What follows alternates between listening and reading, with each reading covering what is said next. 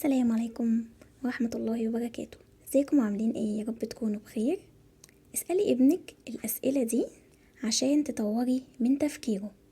وأول حاجة قولي 5 كلمات بتوصفك، وده هيساعده على ان هو يفكر ازاي يبص لنفسه وانه يعرف نفسه، وازاي كمان يعرف نفسه للناس اللي حواليه. تاني سؤال، قوليله الحاجة اللي بتخليك مبسوط لو انت عملتها، وده هيساعده ان هو يعرف هو ايه اكتر حاجة بيحبها، وكمان انه يحافظ عليها علشان يفضل مبسوط. واسأليه ايه الحاجة اللي لو حصلت هتخليك فرحان، وايه الحاجة اللي حصلت وخلتك زعلان. وده هيعلمه ان زي ما في حاجات وحشة في الدنيا برضو في حاجات كويسة وحلوة، يعني زي ما في حاجات بتزعلنا برضو في حاجات بتفرحنا. والسؤال الرابع، قوليله تفتكر شكل حياتك هيكون ايه لما تكبر، وده هيعلمه ويساعده على التخطيط وكمان اكتشاف الحاجات اللي هو نفسه يحققها. وخامس سؤال، قوليله ايه الحاجات اللي انت شاطر فيها وعايز ان انت تعلمها للناس، وده هيساعده على الشعور بالتقدير لنفسه، وانه عنده حاجة مهمة يعرف ان هو يعلمها للناس. وسادس سؤال، اسأليه مين اكتر صاحب انت بتحبه وبتحبه ليه، وده هيساعده ان هو يفكر في صحابه ويعرف قد ايه هم مؤثرين في حياته.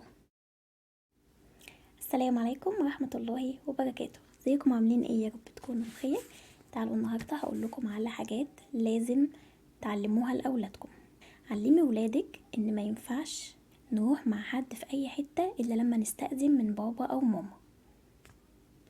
حتى لو حد من اهلي لازم برضو اعرف بابا او ماما عشان يعرفوا مكاني.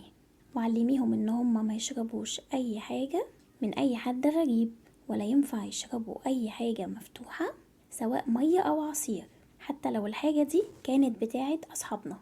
لازم الحاجة اللي اشربها برا البيت تكون انا اللي جايباها وانا اللي فتحيها بنفسي. كمان علميهم ان ما ينفعش يتكلموا مع حد غريب، حد هم ما يعرفوش، ما ينفعش يتكلموا مع حد هم مش عارفينه. وعلميهم الحاجة اللي بتحصل برا بيتنا ما ينفعش نقولها لحد، لان ما ينفعش اي حد يسألني عن بيتي وانا احكي له كل حاجة. كمان علمي اولادك ان لما يكون في حد بيتكلم اسيبه يخلص كلامه وبعدين انا اتكلم. كمان علميهم ما ينفعش وانا بتكلم صوتنا يكون عالي. كمان علميهم لما حد يكون بيكلمني لازم اكون باصص له ومركز معاه، يعني ما ينفعش حد يكلمني وانا ابقى باصص الناحية التانية ومش مهتم لكلامه. كمان علميهم ان ما ينفعش واحنا بنتكلم نقول الفاظ وحشة، يعني ما ينفعش ان احنا نشتم حد. وبرضو ما ينفعش لما حد يكون بيتكلم ما ينفعش ان انا اسيبه امشي.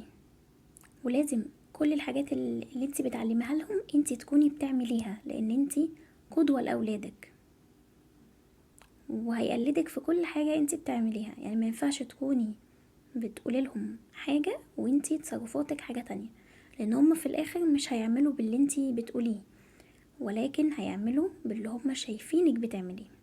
فركزي قوي في النقطة دي.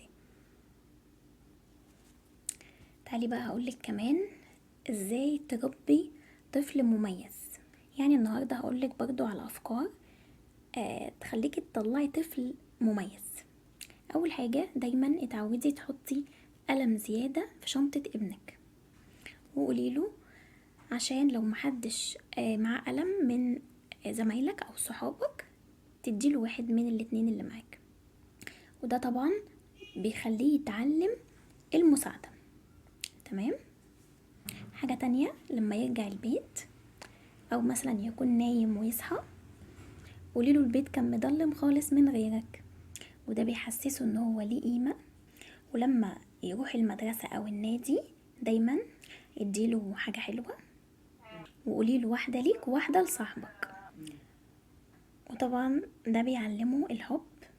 ولما يروح مشوار او مكان بعيد ويرجع احكي معاه واتكلمي معاه واسأليه ايه احسن حاجة انت عملتها النهاردة، وده بيساعده ان هو يعرف الحلو من الوحش، وانه بعد كده لما يرجع من اي مكان هيجي ويحكي لك على طول ايه اللي حصل معاه، الحلو والوحش.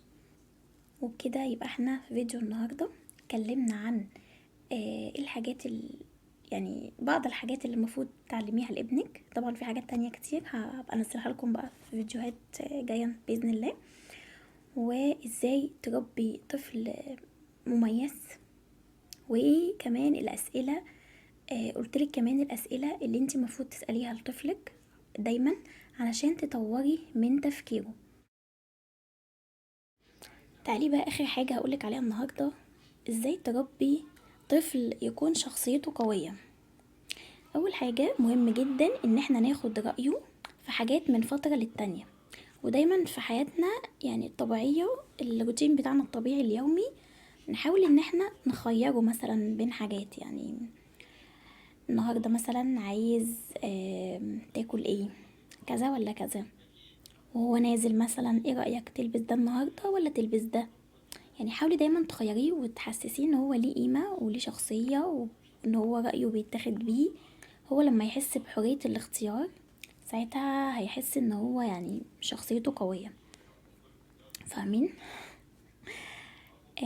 تاني حاجة المشاركة، ان انتي تاخديهم معاكي مشاوير وتخليهم يشاركوا دايما.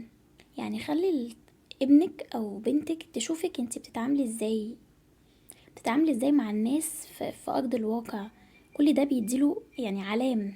وكمان انت كده بتديله خبرة كبيرة في الحياة. لما هو يشوفك ازاي بتتعاملي وبتاخديه معاكي المشاوير وتروحي وتيجي بيه، هو هيفهم الدنيا ماشية ازاي، هياخد خبرة في الحياة. ده هيقوي من شخصيته. وتالت حاجة ان احنا ما نتكلمش نيابة عنهم.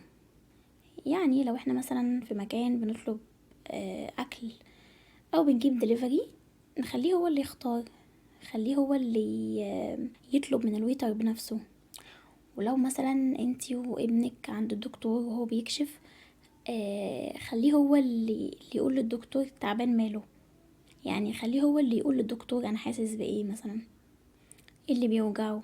ده هيفرق معاه جدا على فكرة، يعني ده هيفرق قوي في شخصيته.